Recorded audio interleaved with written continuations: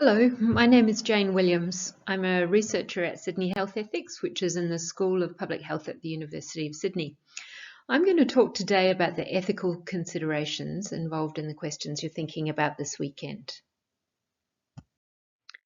I'd like to start off by explaining what ethics is and why we're including it in the evidence you're hearing. So far, you've heard a lot of information about pandemic influenza and vaccine.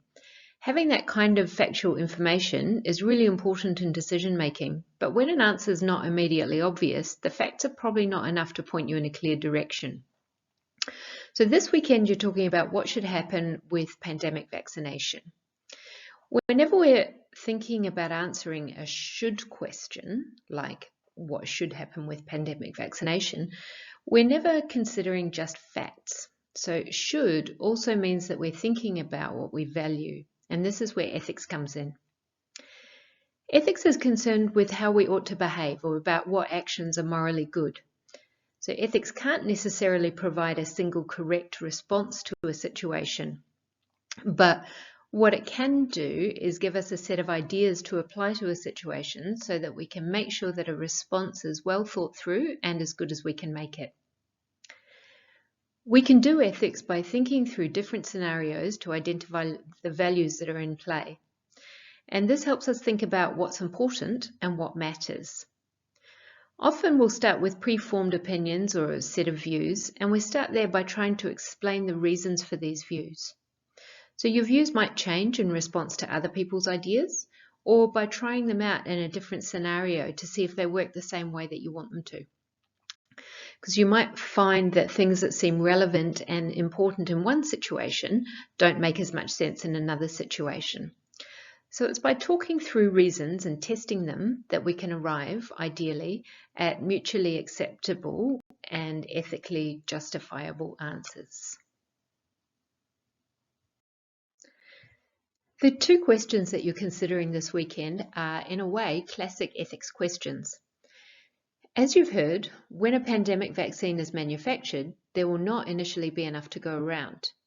So the government's goal is to make the vaccine available to everyone who wants it, but that will take time and they won't initially be able to achieve that. So when there isn't enough to go around, we need to make decisions about who gets what and when. This is a form of rationing. So healthcare rationing is often perceived negatively, but in fact it's a reality everywhere. We already do this in all aspects of healthcare, so there's never infinite money. So federal and state governments have to prioritise certain services and certain populations. They need to choose which drugs to fund and so on. And it's the same thing that we're needing to do this weekend in thinking about pandemic vaccination. So when we make decisions about who gets what, we're expressing what we think is important. So that might be what outcomes are important, or which population groups are important, or which values are important. So here we've moved from a fact-based description, talking about how pandemics work and what happens when people get pandemic influenza, to an ethics argument, like when we're talking about what matters. So what's important to us here in Australia in a pandemic influenza? The answer will be different for different people. And obviously it would be great if a vaccination program could do everything that everyone wanted it to do. But when there's initially not enough vaccine to go around, we can't generally have everything we want. So here are some examples of different things that are prioritised in different vaccination programs. The first one, protecting vulnerable people from infection, is what Australia's current seasonal flu vaccination program seeks to do when it offers free vaccination to pregnant women and people aged over 65 and so on. It's important to think about what we mean by vulnerable though, because it can mean lots of things. In the example I just gave, it means people who are more likely to become seriously ill from seasonal influenza. It might also mean people who are already unwell and therefore more likely to get flu or to get sicker from flu. Or it could also mean people whose living or social circumstances mean that they might be less likely to be able to access healthcare and more likely to get infected and suffer from serious illness. Or we might be talking about infants or the elderly or other demographic groups that we usually consider to be in need of protection. It's also important to think about what some people call intersectionality, which is being different things at the same time. Because a lot of public health is about counting and about how things affect different population groups, there's a tendency to focus on groups that we can easily see or count and to assume that people fit into just one group, but that's not really the way things are. People might have multiple vulnerabilities, medical and social, and it's probably useful to keep that in mind. So the second aim here is about ensuring fair access to vaccine. Talking about fairness can also mean different things, usefully. So for some, fair means that everyone has the same chance, irrespective of their situation. That's a bit like names in a hat or a lottery. Everyone gets a fair go. Others might view fair access quite differently and consider that fair means that the people who need the most get the most. An example of this is if you go to the emergency department at a hospital. The people who are the sickest get seen first, even if less sick people have been waiting longer.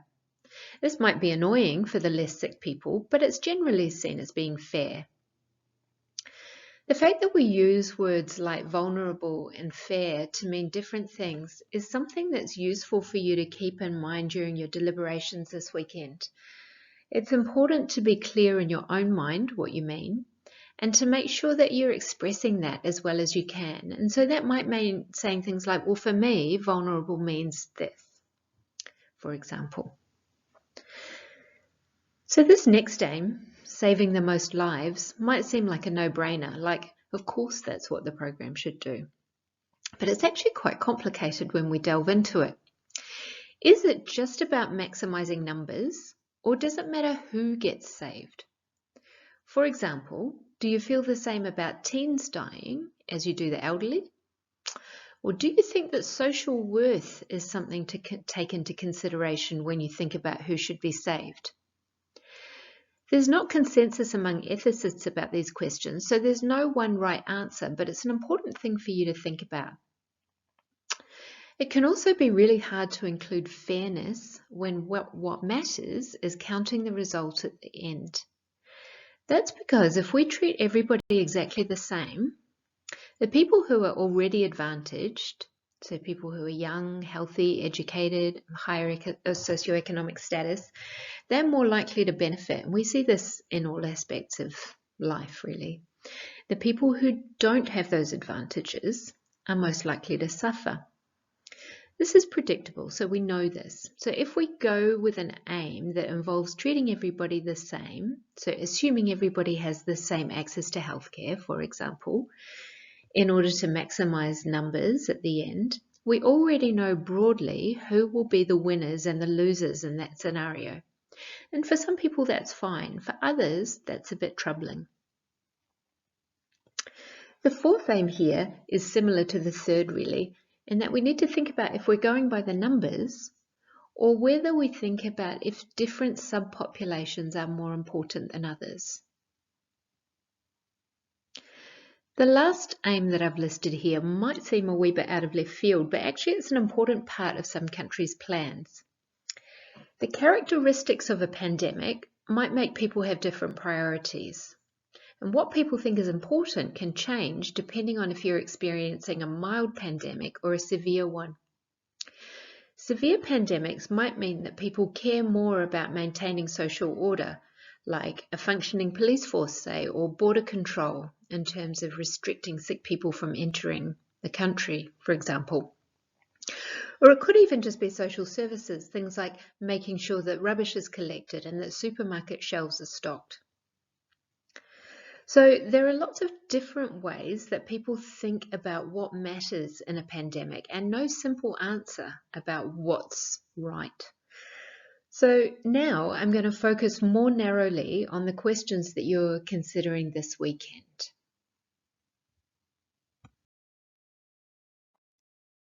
First, we'll talk about ethics considerations involved deciding whether to prioritise vaccination of people at risk of bad outcomes or direct protection, or whether to focus on vaccinating people who are most likely to spread infection in order to provide indirect protection to the wider population. So, direct versus indirect. First, direct. As I mentioned, this is what we currently have in the seasonal flu vaccination program in Australia, where people at higher risk of serious illness are prioritised. This is done by making vaccine free for people in identified groups to access. It seems intuitively good that people who are at higher risk of getting very ill from influenza should be able to get priority access to vaccine. This appeals to a sense of fairness, if we think of fairness as being about giving resources to people who need them the most. And it can also be thought about as supporting the worst off, something that people tend to instinctively support when it comes to healthcare resource use. It also appeals to people who are concerned with overall outcomes, because direct vaccination of people likely to become the most ill should mean less serious illness overall and less strain and expense on the healthcare system. As Jodie explained in the second presentation, pandemic vaccine safety will not be totally known before it's used in the public setting. Vaccination generally carries very low risk, but even in the safest vaccines, there's a small risk of harm associated with being vaccinated. With direct protection vaccination strategies, the person being vaccinated expects to receive a direct benefit from the vaccine. So she or he has made the decision to take on the small risk associated with vaccination in order to receive a benefit personally from it. So also, from a practical perspective, direct vaccination is most likely carried out using existing structures, so usually GP offices, but also Aboriginal medical centres and some community health clinics provide vaccination. Using existing structures means it's easy to distribute vaccines because you use the same methods as you would usually use, but also, importantly, that people generally know how and where to access vaccine and what to expect.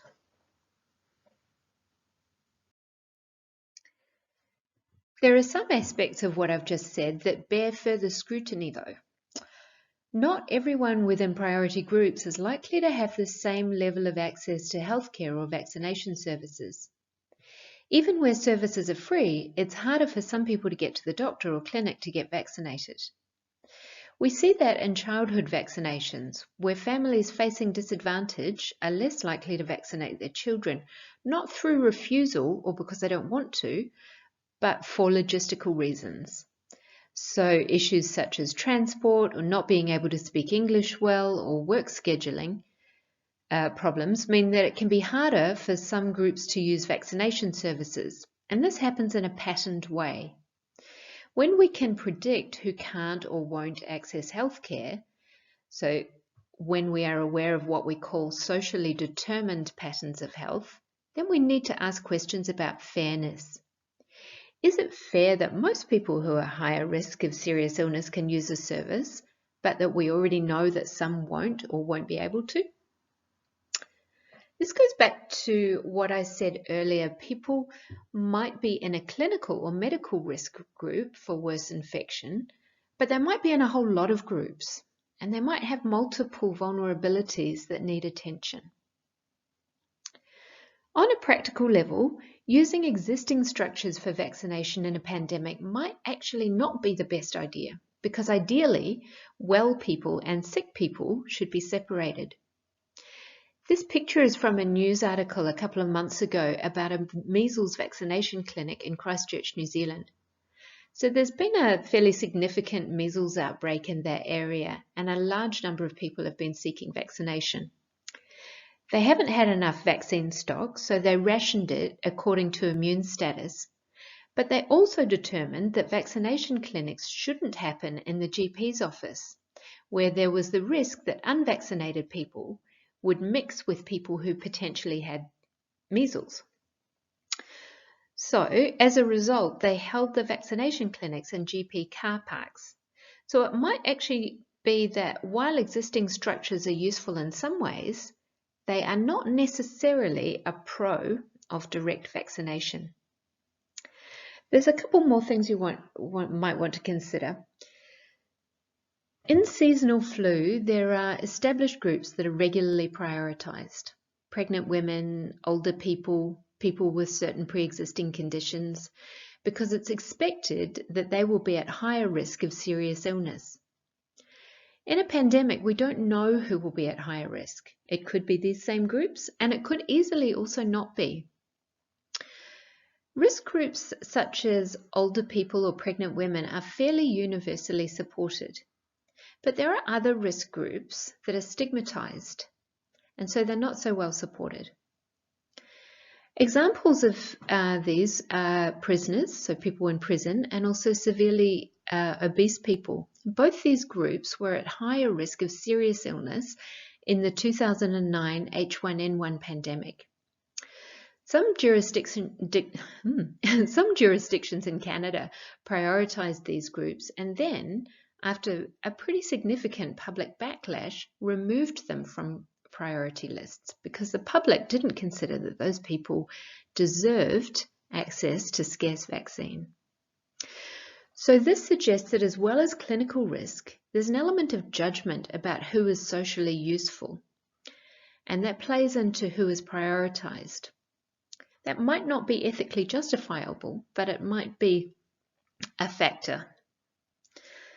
Finally, there are other predictors of serious illness from influenza in Australia that are not clinical in nature, but are socially determined. So these include overcrowded living conditions, poverty, poorly constructed and maintained housing, and stress, for example.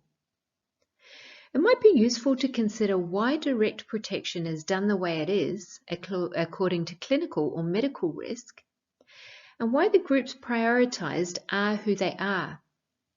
It could be a reflection of the way different groups are valued, but it could also simply be that it's easier to access and count people aged over 65, for example, than it is to access and count people who live in crowded or insecure housing.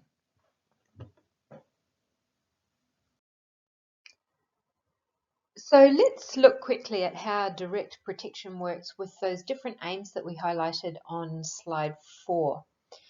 So aim 1, protecting vulnerable people, depends a bit on how you frame vulnerability. Realistically, medically vulnerable people are more likely to benefit than socially vulnerable. Aim 2, fair access, also depends.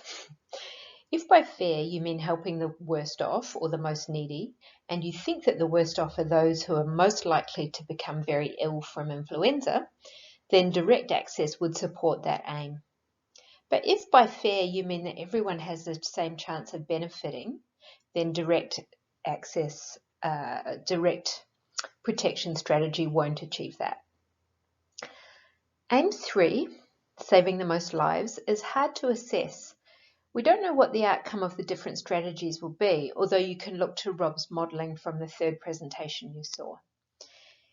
If the aim is the outcome of most lives saved, though, there's a chance that direct protection would be aimed at saving those who are most easily saved, or not protecting those most likely to die anyway, because that makes the numbers not work very well.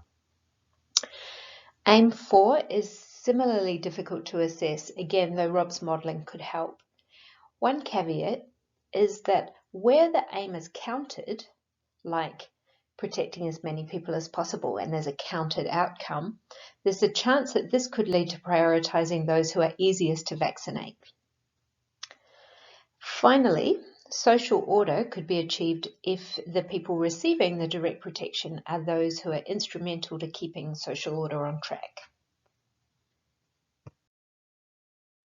Now to indirect protection. As you've heard, vaccinating people most likely to spread infection is an alternative to targeting those most likely to become seriously ill. Reducing the spread of infection can reduce the risk of catching pandemic flu for everyone, both those at more serious risk and those at regular risk.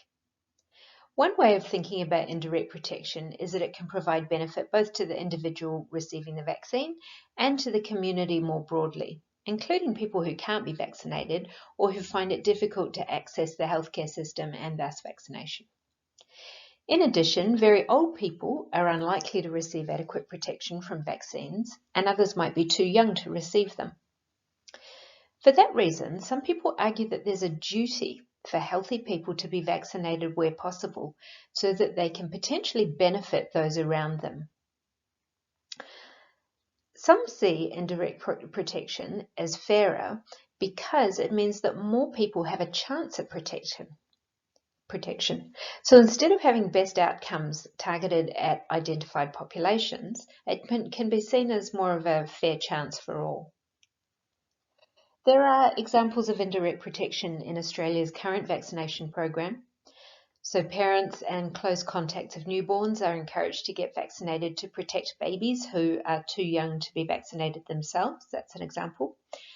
Another one is where both girls and boys are vaccinated against rubella as part of the MMR vaccine, even though it's only women who have serious complications if they're infected with rubella in pregnancy. Having both boys and girls vaccinated indirectly protects those girls who don't receive the vaccine. Usually when people talk about indirect vaccination, they're generally talking about school children, though this doesn't have to be the case. They talk about school children because schools are likely places for infections to spread. Because it's the most common approach, I generally focus on school children here, and there are benefits to focusing on children. So school vaccination has precedent in Australia via state health authorities. So for example, in Year 7, there's a vaccination program. There is good evidence that school-based vaccination has high uptake, and it's not associated with the same socioeconomic gaps that we see with vaccination more broadly in the community. It's also very efficient. So health nurses attend a school and they vaccinate all the children who have parental consent on the same day. So resources are maximised and there's no waste of vaccine because the demand's known in advance. It also avoids the problem of well people attending GP clinics where there might be a lot of illness. And here's where we talk about the buts of indirect protection. So there are potential ethical issues with requiring people to receive vaccine for the benefit of others. As I mentioned a few slides ago, there's always some small risk associated with vaccination. Harms, where they occur, are usually very small. So there might be fear or discomfort or a mild reaction like maybe a rash or a temperature. They might also, in very rare cases, be much greater. So there's always a very small risk of allergic reaction to vaccine, which can be very dangerous.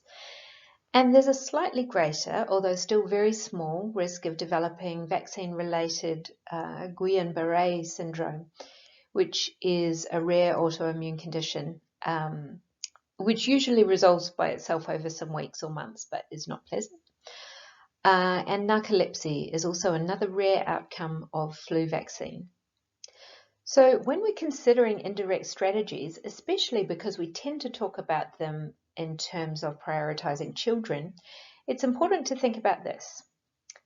If children are unlikely to become seriously unwell from pandemic influenza, is it justifiable to ask them to bear this risk for the benefit of the wider community?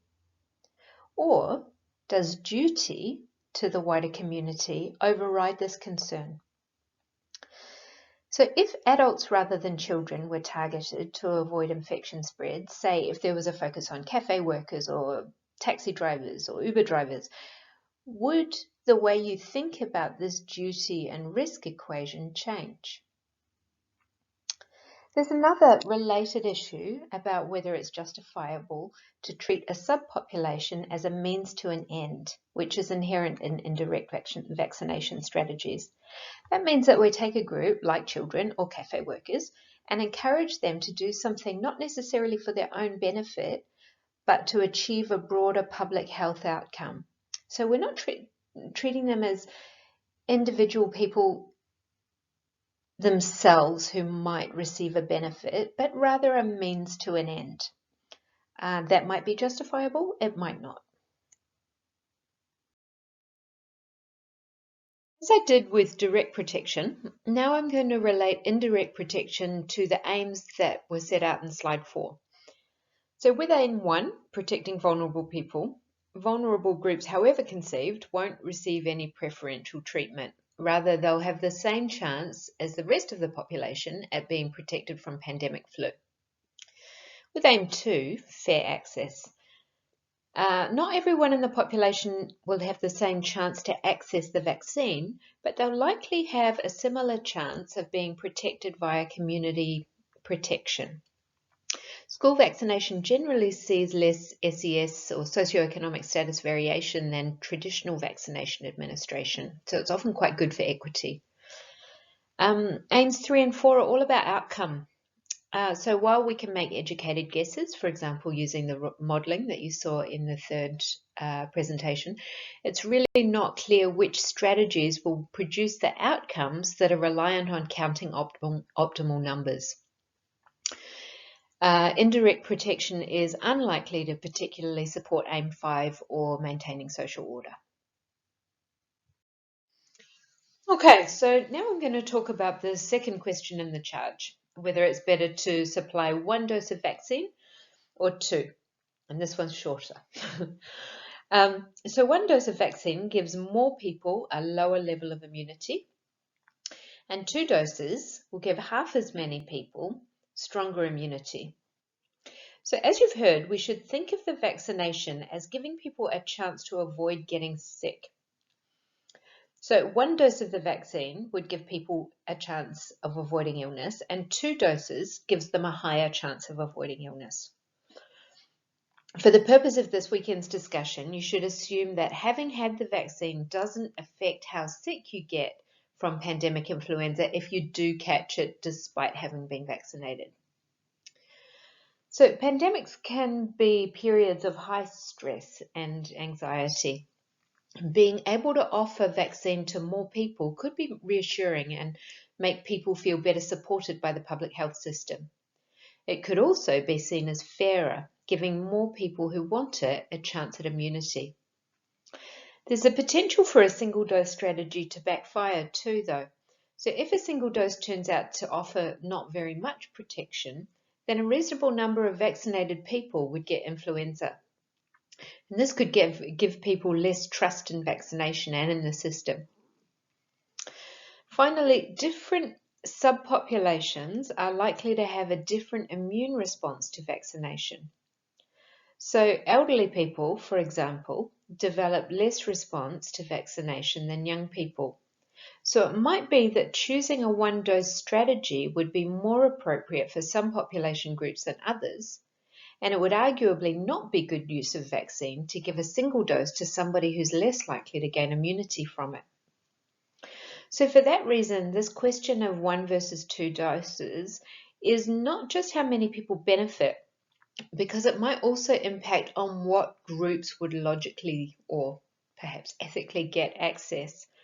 If it's decided that a 1-jab strategy is the way to go, the most ethically justifiable route could be to make sure that the people most likely to seroconvert and thus protect the population are the ones who would need to be prioritised. So it gets a bit complicated. But essentially, with 1 or 2 doses, we're talking about offering less protection to more people or more protection to half as many people. That's the upshot, basically. Now back to the aims identified in slide 4 with the 1 versus 2 doses question in mind. So aim 1, protecting vulnerable people. Well, more people in need can receive some protection with 1 dose, or half as many vulnerable people can receive better protection. There's no clear best outcome there. With aim 2, fair access, a single dose strategy will provide more people with a chance of accessing vaccine. Again, with aim 3, we don't know. Aim 4, protecting the most people. If it's a numbers game and there's no required level of protection, then a single dose strategy would best achieve that aim. With aim 5, social order, it's not very clear, but it's probably most likely that if those charged with maintaining social order are better protected, So 2 doses would more likely achieve this. So after all of that, I will leave you to debate the charge, direct or indirect protection, and 1 dose or 2. So you've heard heaps of information, and now it's time to think about what to make of it all. And thank you so much for participating, and good luck to everybody. Thanks.